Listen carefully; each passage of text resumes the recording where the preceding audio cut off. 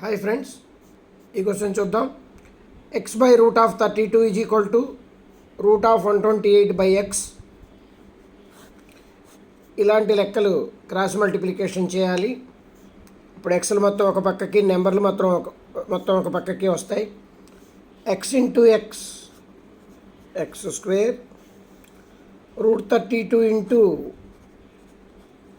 Route of 128 x square is equal to, multiplication ఉన్నప్పుడు రెండు నెంబర్లు రూట్లో ఉన్నప్పుడు ఒకే రూట్లోకి తెచ్చుకోవచ్చు.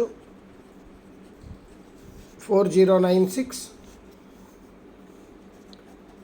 X square is equal to 4096 square root x అవుతుంది.